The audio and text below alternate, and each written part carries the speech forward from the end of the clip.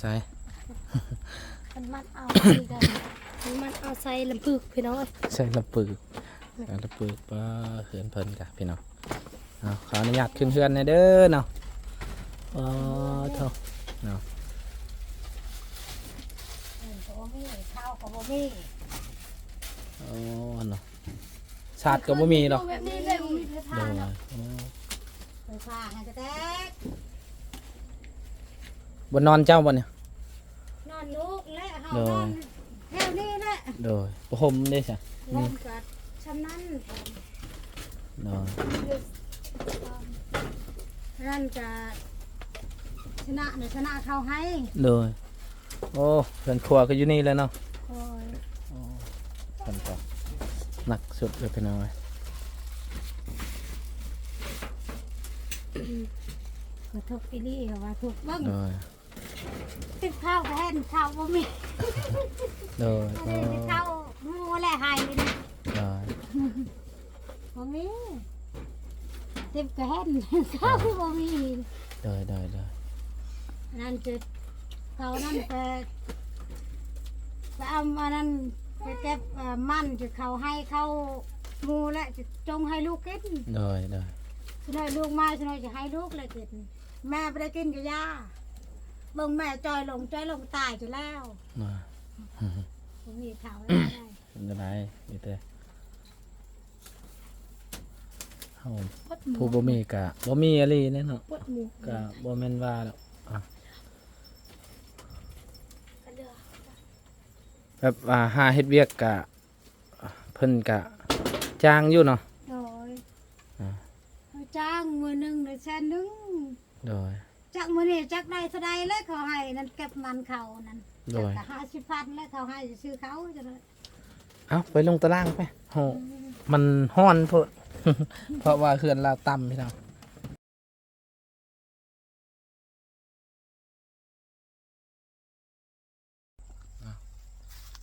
เปิดคลิปเปิดภาพมาบันนี้กามาพบมาพอกับเบาเป็นคงคือเก่าเนาะพ่อแม่พี่น้องตอนนี้กาอยู่ที่เขื่อนลังหนึ่งนี่พี่น้องเพิ่นอยู่ที่อยู่ป่าอย่างไรพี่น้อง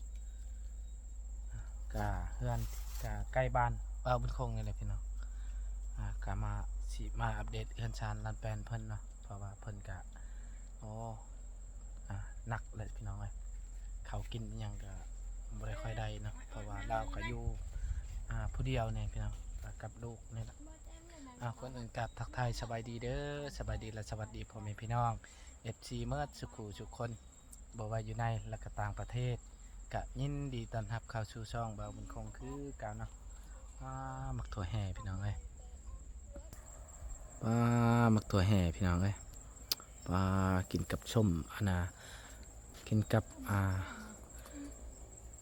น้ำผักอย่างนี้โอ้คักไอ้พี่น้อง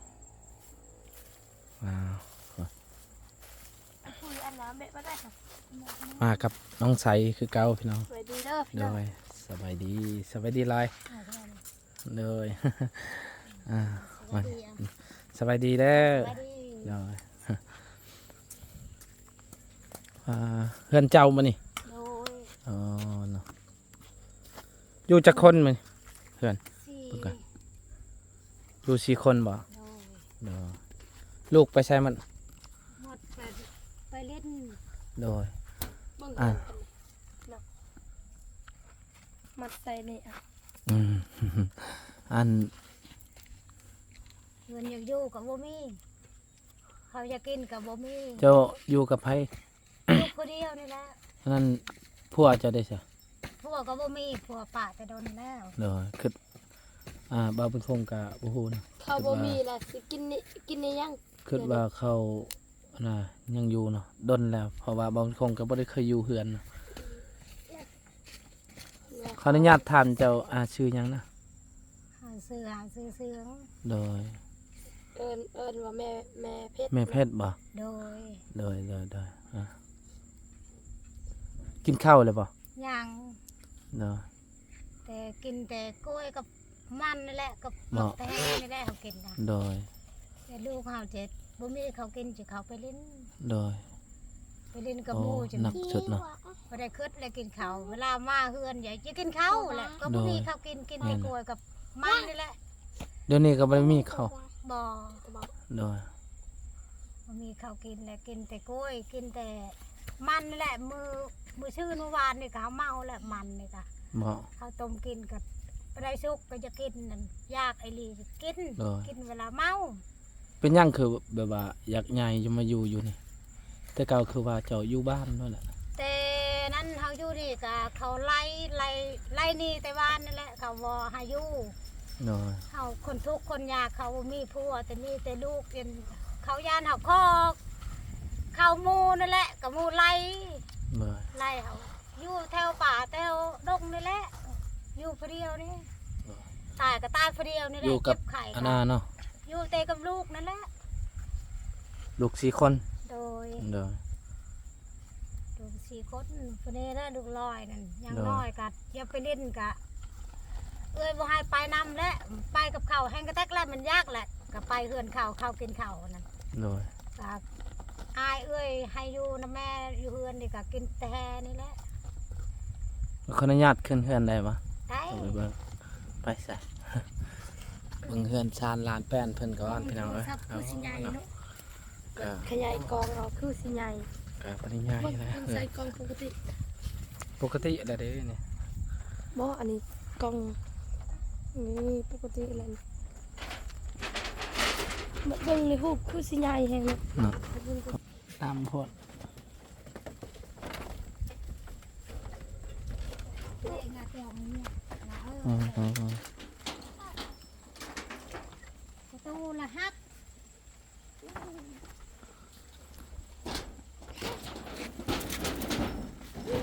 ครั้งแรกนะบ่าวบุญคงเข้ามาเฮือนลาวนี่พี่น้อง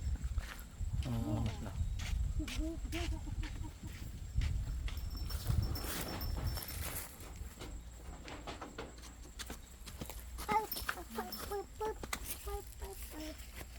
น่ะวางลูกปืนเนี่ยกระจอกนะ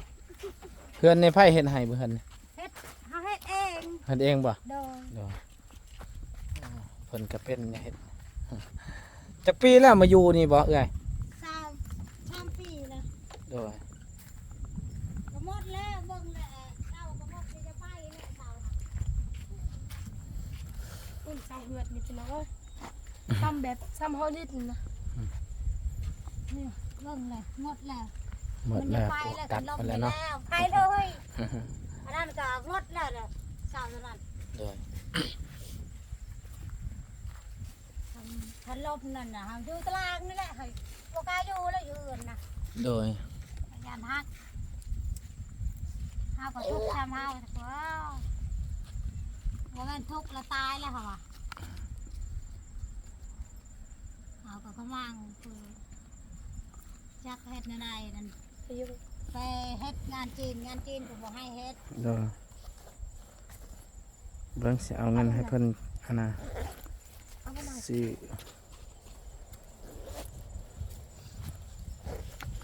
เฮาก็บ่มีหยังหลายมีแต่20,000นี่แหละให้เพิ่นเอาซะให้เพิ่นกินน้ำกินอันน่ะชื่อ ขอบใจละลาย โดยบ่เป็นหยังเฮาก็ซอยซ้ำที่เฮาซอยได้นะเอ้ย เด้อได้ข้าวโลนึงแหละ โดยมีแต่ให้เจ้าซื้อข้าวกินนี่แหละได้บ่โลนึงข้าวว่าข้าวนี่ได้โลนึงโลเท่าไหร่ดิโล15เนาะโดยมีแต่เจ้าซื้อข้าวนะเฮาก็บ่ได้ซื้อข้าวซื้อหยังให้เพิ่นเพราะว่าเฮาก็พาไปนี่ ก็อย่าไปพูดละอย่าไปหาอาณาไปเพื่อนอาณาอาเจืองพุ่นละ เอาบัดนี้ก็สิเมื่อก่อนเด้อ เอากลับก่อนเด้อเด้อโดยเอา ใจละลายเด้อได้ซื้อข้าวแล้วสาพันกัน โดย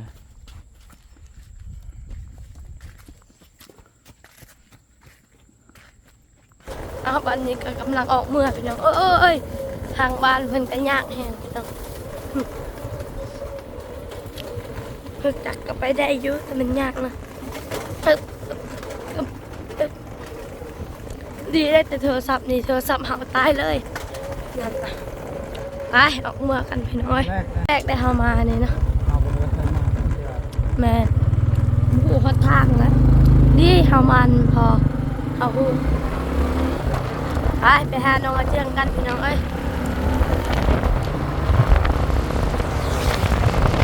ไปนำกันเลยน้องพี่น้อง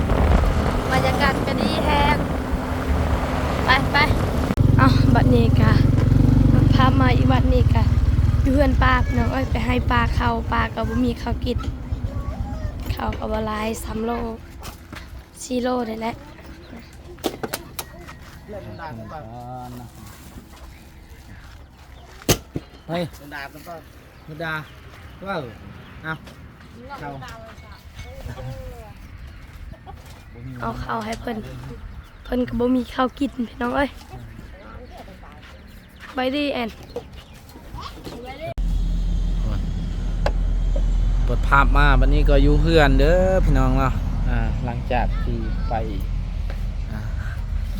ถ่ายคลิปถ่ายทำแล้วก็เฮ็ดเวียกเฮือนเวียกจานนี่แหละน้องไส้กะเฮ็ดเวียกตามเคยเพิ่นนี่แหละพี่น้องหดผักหดหญ้านี่แหละทำแล้วกะเฮ็ดเวียกเฮือนเวียกจานแต่ละมือ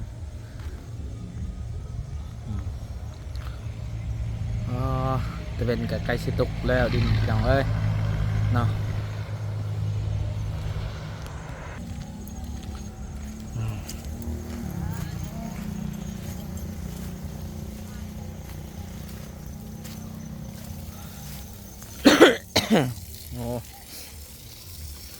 โอ้ผักเขาก็งามมาลีเนาะใส่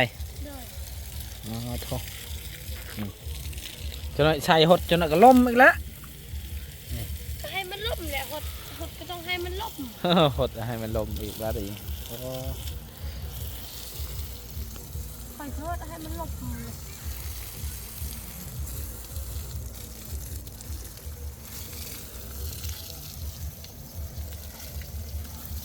ได้ยินเสียงตูหรือบอลเสียงเกือบตึกอยู่พี่น้องเลยเพิ่นกะเฮ็ด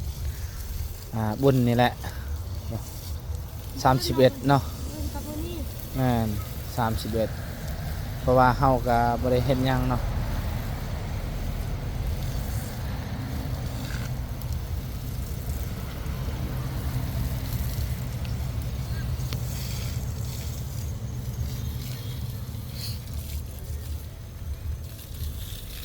พอละมันล่มแล้วลูก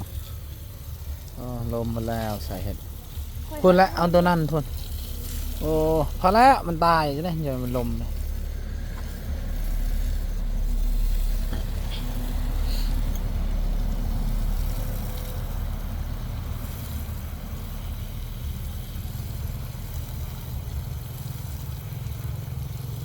ประกาศเฮากะโอ้จักสิใหญ่หรือบ่ใช่พ่อโหเห็นดึงแห้งโพดเจ้าพูดใส่เฮ็ดไป ดึงแห้งไปเลิก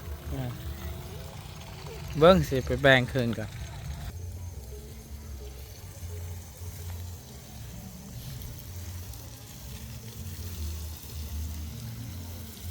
ตัวนี้อีกใส่